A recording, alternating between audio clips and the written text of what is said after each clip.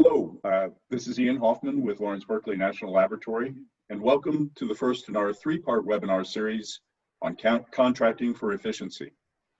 Our team here at Berkeley Lab, led by Christopher Payne, helps implement the Energy Efficient Product Procurement Program for DOE's Federal Energy Management Program, or FEM.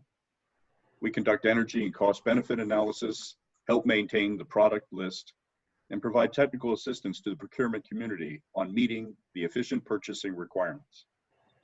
Team members include team leader Christopher Payne, Sravan Chalasani, Liang Wang, Molly Morabito, and myself.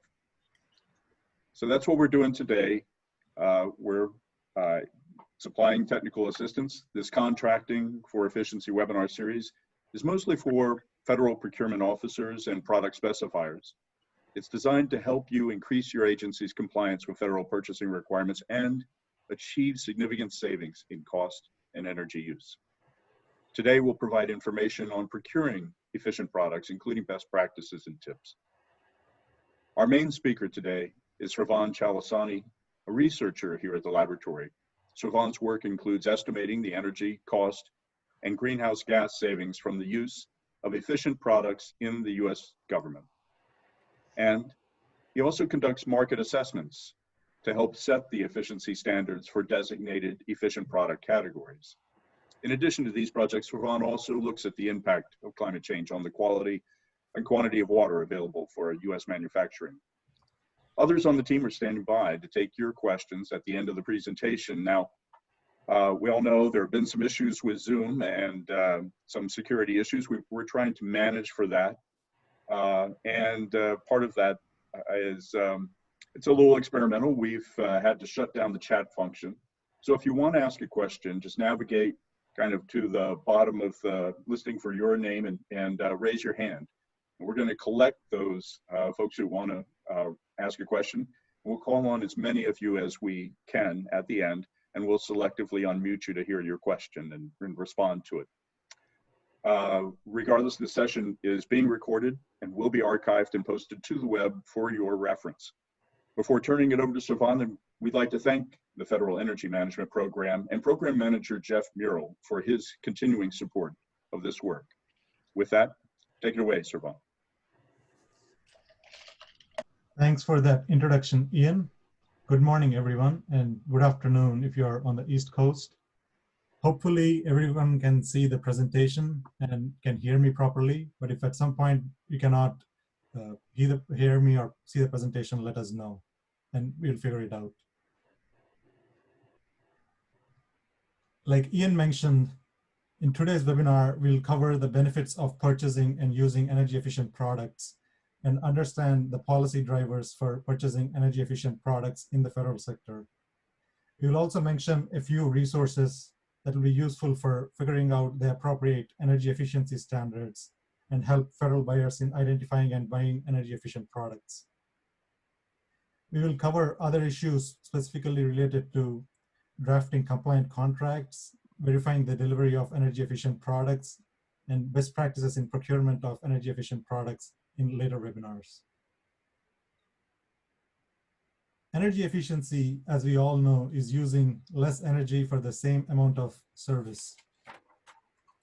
If you think about the laptops that we have in front of us, the air conditioners, the lights, and many other energy consuming products that we use on a day-to-day basis, there are energy efficient alternatives to all these products that provide the same service as the less energy efficient product.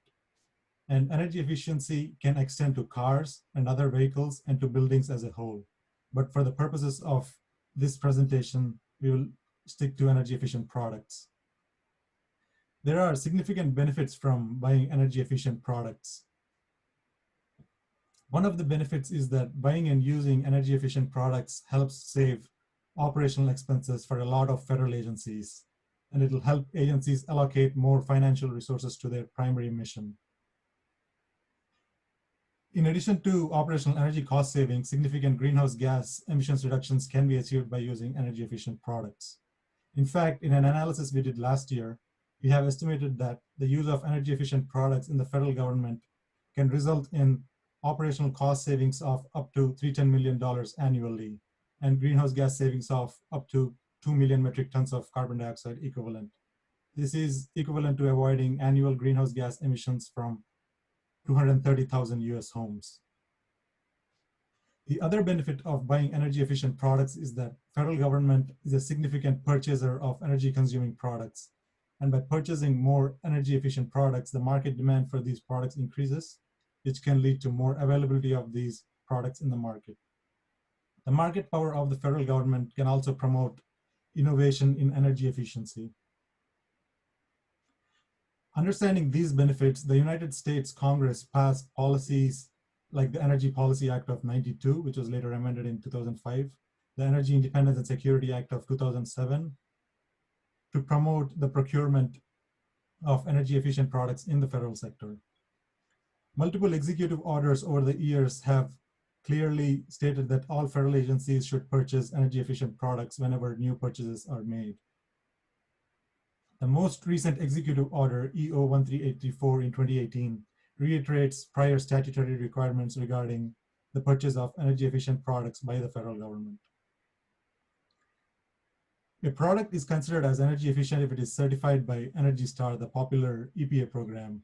Most of you have probably seen the Energy Star logo either at your home or workplace. For a few product categories that are not covered by Energy Star, FEMP sets the efficiency standards, and all products that satisfy these energy efficiency requirements are called FEMP designated products. The goal of the FEMP Energy Efficient Product Procurement Program is to make it easy for federal buyers to purchase energy efficient products. FEMP, through its web pages, offers guidance on around 70 product categories that are covered by federal purchasing regulations. These 70 product categories are divided into 5 broad product types. Heating and cooling products like chillers, furnaces, boilers, water heaters constitute about 40% of the energy end use in US commercial buildings. This percentage energy use would be similar to the federal building stock as well. Product categories like commercial griddles, fryers, and other kitchen equipment are classified as commercial food service equipment. All lighting related product categories like bulbs, linear fluorescent lamps, ballasts are classified as lighting products. All office and office IT equipment like desktop computers, laptops, uninterrupted power supplies, servers are classified as electronics and IT products and are responsible for 9% of the energy end use in commercial buildings. And the remaining product categories like refrigerators, clothes washers, dishwashers are categorized as appliances. The majority of these products, like air conditioners, residential HVAC equipment, ovens, electronics and IT products, are covered by Energy Star. But the products not covered by Energy Star, like boilers, ice machines, chillers, etc., FEMP sets the efficiency standards by collecting energy efficiency data of all the products available in the market for a given product category, and sets the efficiency standards at which about 25% of the products available in the market qualify. Regardless of whether a product is Energy Star certified or FEMP designated, FEMP provides guidance on all product categories covered by both these programs. Now I will show you a quick demo of all the resources that are available through the FEMP EEPP web pages.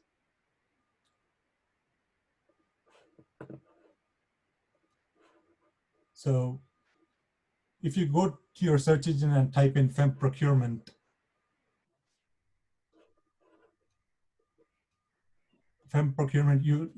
one of the first results that appears is the FEMP EEPP resources page.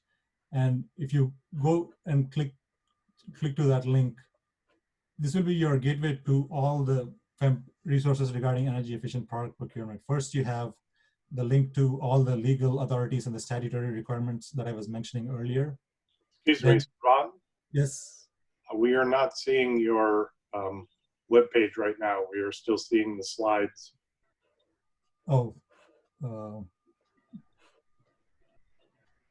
You give me a need second. to adjust your sharing settings as to which window you're sharing. Okay, give me a second. Can you see it now? Yes, thank you. Okay. Sorry for that technical difficulty, everyone. So like I was mentioning earlier, if you type in FEMP procurement in your search engine, one of the first results that pops up is the FEMP resources page regarding energy efficient products. And clicking that link will take you to this FEMP resources page. And here you can find all information regarding energy efficient product procurement. First, there is information on the legal authorities and the statutory requirements that I was mentioning earlier. And then you have a link to the covered product categories page. Clicking this will take you to the page that has information on the 70 plus product categories that I was mentioning earlier. So say if you're a federal agency looking to buy a linear fluorescent lamp, you can just select the lighting filter here and scroll through the products to see and find the linear fluorescent lamps link here. And clicking through this link will take you to the product guidance page for the linear fluorescent lamps. All our product pages are very similar. First, there is some information on what kind of products are included in this product category. Here, it includes linear fluorescents that have color rendering index of 80 or greater. And once you make sure that the product you're purchasing is within these requirements, then you can scroll down to see the energy efficiency standards for different product classes of linear fluorescents. So you can figure out which product you're purchasing and see the energy efficiency requirements for that product and make sure that you purchase the product that has these energy efficiency requirements. We also provide examples of lifetime cost savings of using an energy efficient product here. So it will give you some sense of what's the lifetime cost savings that you can see by using this product compared to a conventional non-energy efficient product. And we also provide information on when can you claim exemptions from federal purchasing regulations and some contract language and other federal supply sources and other information in these web pages. So a lot of information for each of the 70 product categories.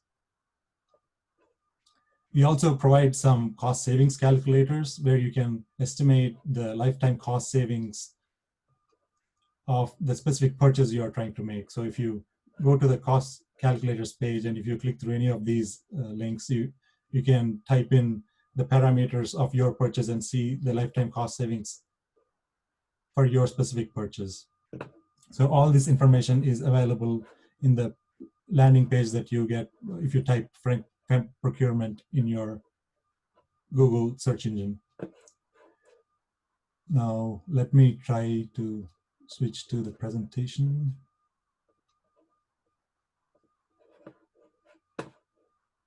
Can you see the presentation now, Chris? Yes. Okay, cool. All right, now let's look at a few scenarios where energy efficient purchasing requirements apply. Energy consuming products enter a federal agency in multiple ways. An agency can simply purchase IT equipment. It can buy new energy consuming products as part of ongoing maintenance and repair cycles. It can purchase products as part of its service contracts or energy retrofit contracts. Energy consuming products can also be purchased through energy savings performance contracts or ESPCs that many federal agencies are involved with. But regardless of how an energy consuming product enters a federal agency, the rules regarding procurement of energy efficient products are applicable in all these scenarios. The rules that govern federal procurement codified in Federal Acquisition Regulation, specifically FAR 52, state that the requirement to purchase energy efficient products apply both when the government is purchasing products directly and when the contractor is buying on behalf of the government. So whenever new products are purchased by product or service contracts, or whenever new products are purchased through online web portals like GSA Advantage or FedMall, or whenever multi-year blanket purchase agreements are drafted, federal procurement officials and people responsible for the purchase need to identify if the products that will be purchased is one of the 70 or so product categories shown in the web page previously. If it is, you can go to the specific web page for the product category, see if the product that will be purchased satisfies all the inclusion criteria for the category. And if yes, make sure that you buy the product with the specific energy efficiency requirements, or include the energy efficiency requirements in the contract. So that's it for this webinar. We'll cover other specific issues related to drafting compliant contracts, verifying the delivery of energy efficient products, and other FEMP resources in a later webinar to be held on June 3rd. And now we'll take any questions that you might have. Thanks, Ravon. Can you advance to the next slide? Yes. Yeah, and also if you have any questions related to energy efficient product procurement in general, do reach out to the people shown here, Jeff Murrell, who is a program manager at FEMP, and Christopher Payne, who is a research scientist at Lawrence Berkeley National Lab and a subject matter expert regarding energy efficient product procurement. Okay, so thanks, Sirvan. Just a reminder, if you want to ask a question, if you'll hit the raise hand button, and we're going to keep track and we'll get to you. We do have a couple of questions that have come in. One of them is that my agency places a high priority on going with the lowest price, technically acceptable offer. I understand that energy efficiency products tend to have higher initial cost. How can I justify going with energy efficient products? Leanne, do you want to take a stab at that first? Yeah, sure.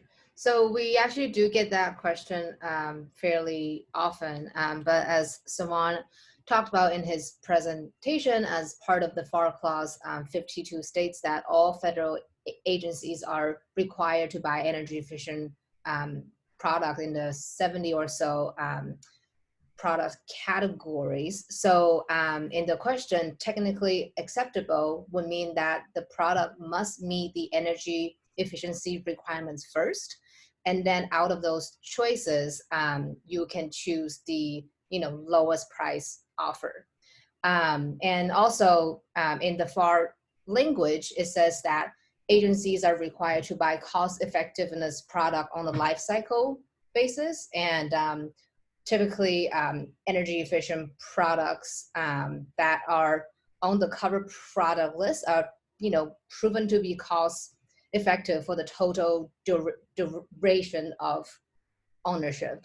And also the idea of that energy efficient product might be more expensive isn't true in some cases. So for example, we see that for IT products such as laptops and computers, it's often the case that a Energy Star certified product costs less or about the same as those that are not Energy Star.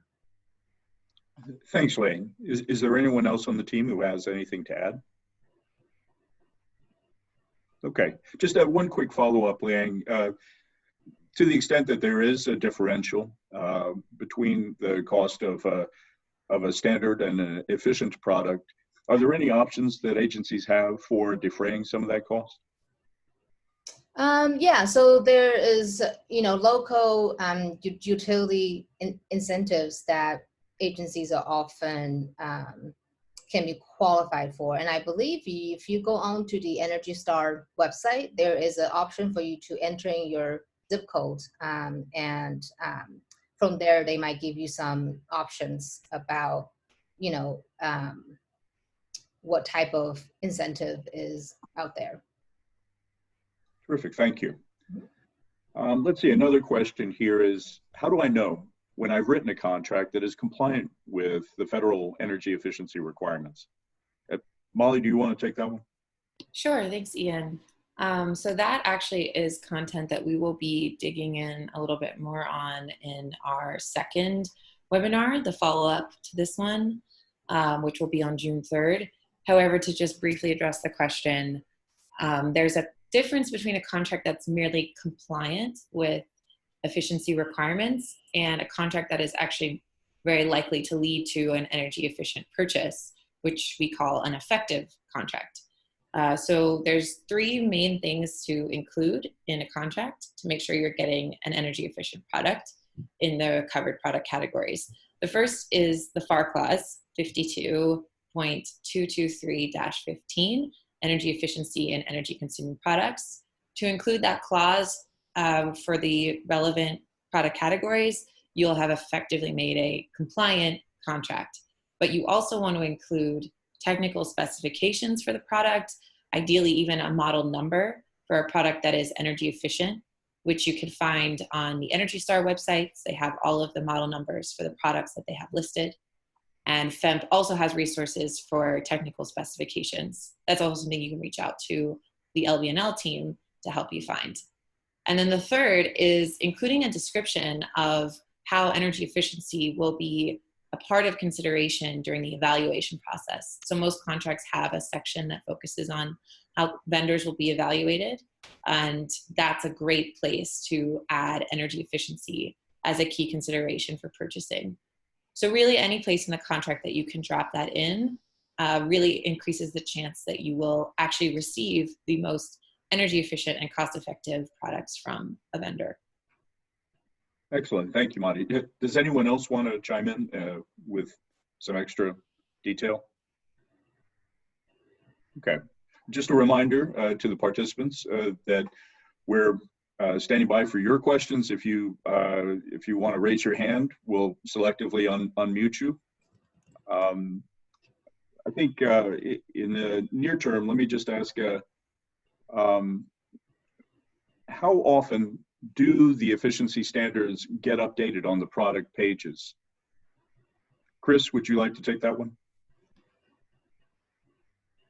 Sure. Took a bit to unmute myself, sorry. So LBL works with FEMP to try to make sure that these guidance documents are updated on a regular basis. So it is our policy that each product be reviewed on a 2-year cycle, and the product information that is found on the website, the FEMP website, is updated accordingly. So at worst, you will see, for example, cost effectiveness information using utility prices and discount rates that are 2 years old. That's the worst case scenario. So we update every product every 2 years. However, we break that up into 4 chunks. So every 6 months, FEMP posts a review cycle for a quarter of the products available. So every 6 months, there will be new products that are posted, new product guidance that is posted to the FEMP website. And that product guidance will be reviewed and renewed on a 2-year cycle. Thank you, Chris. Let's see. One more question that we have is what's the process for tracking compliance and enforcing the federal energy efficiency requirements? Molly, do you want to take that one on? Sure, thanks, Ian. Yeah, so every agency actually enforces these efficiency requirements. However, FEMP has been tasked with assisting in this work. And at LBNL, we support these efforts by actually tracking federal solicitations and reviewing them to assess compliance with energy efficiency requirements. So we look for those 3 things I had mentioned in the contracts. We look for the FAR clause, technical specifications, description of energy efficiency considerations, and we have a semi-automated review process for going through those federal solicitations. So we've been doing that for the last 5 years or so, and that's given us a good picture of what the compliance rate is with energy efficiency requirements in the federal government. And Liang or Siobhan also assist with that work, so I'm happy to let you guys jump in if you have anything you want to add about our solicitation review.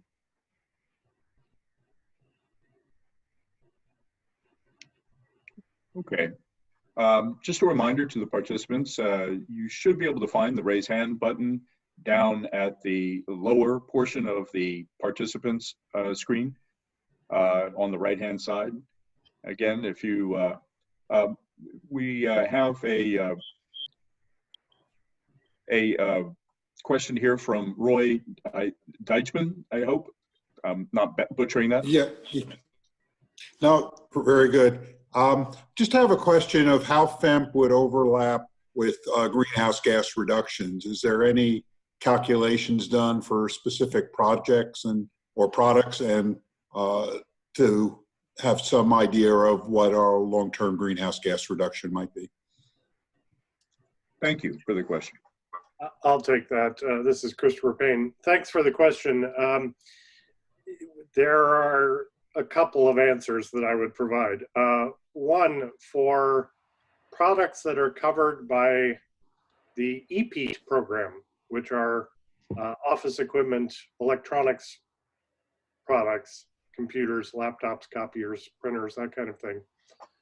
EPEAT provides calculators on their website that do include some greenhouse gas equivalencies for the savings that would be projected from their projects.